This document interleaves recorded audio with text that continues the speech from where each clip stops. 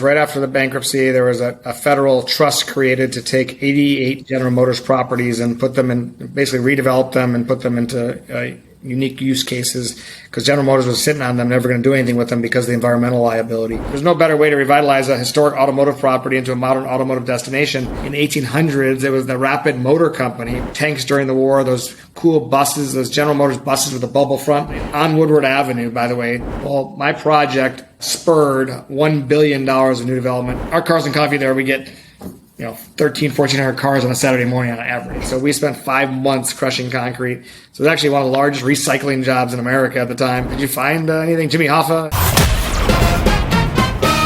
Jeff Stearns, connected through cars. If they're bigwigs, we'll have them on the show. And yes, we'll talk about cars and everything else. Here he is now, Jeff Stearns.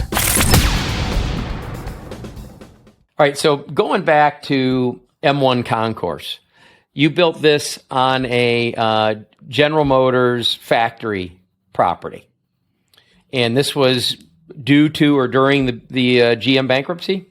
Yeah, it was right after the bankruptcy. There was a federal trust created to take 88 General Motors properties and put them in, basically redevelop them and put them into unique use cases, because General Motors was sitting on them, never going to do anything with them because of the environmental liability. Many of them were huge environmental issues for hundreds of years. Turns out the property I bought didn't have significant environmental issues, and you couldn't just buy the property. You had to pitch the federal government on your business plan. And I was competing. First of all, keep in mind, I was not a real estate developer. I was, and I was an entrepreneur, but had no experience in politics or community development or anything. And I was competing against real estate developers who wanted to put industrial parks and a casino, and someone was pitching a movie studio. And I'm, my whole pitch was like, there's no better way to revitalize a historic automotive property into a modern automotive destination. And they kept looking at me going, this is just too big, and it's in Pontiac, and why these customers aren't going to come to Pontiac, and all the reasons why it wouldn't work. And I just kept my head down and convinced them that it was the best use. And, now it was the original home of General Motors truck and bus, 100 years of General Motors manufacturing. Prior to that, in the 1800s, it was the Rapid Motor Company, which was the first municipal vehicle manufacturer. And prior to that, it was a foundry that made other automotive parts. But the factory literally in the 30s and 40s and 50s was 2 million square feet, end to end of the property. They manufactured tanks during the war, those cool buses, those General Motors buses with a bubble front. They made those there. And the last vehicle they made there was the GMC Jimmy.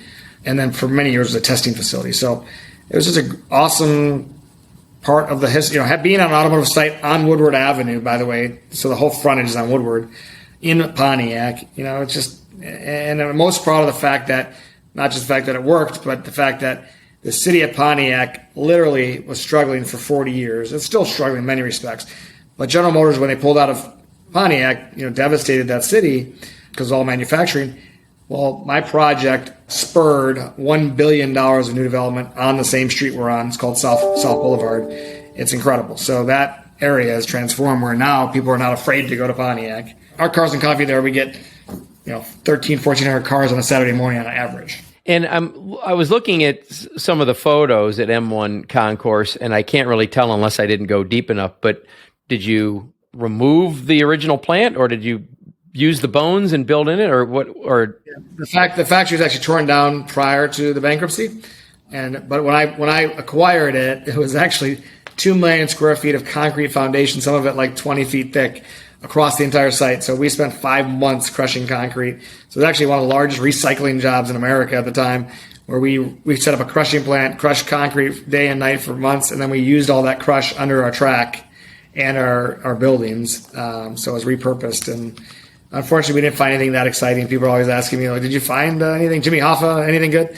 But we did not. We found some tires, but nothing, no cars, nothing good. When you surveyed the land prior to making your offer and making your case, did you know that you were going to have to go through this 5 months of crushing, or was that a little bit of a surprise once you made your deal?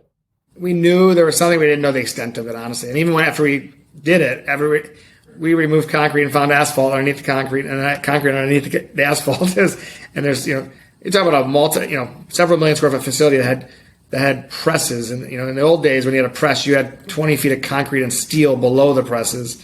I mean, it was insane. Some of the stuff you couldn't even, like, they had to literally pound and then lift out with cranes. It was pretty fascinating. So, and if you go there now, it's I mean, by the way, for 20 or 12 years, it was abandoned wasteland of just concrete and weeds.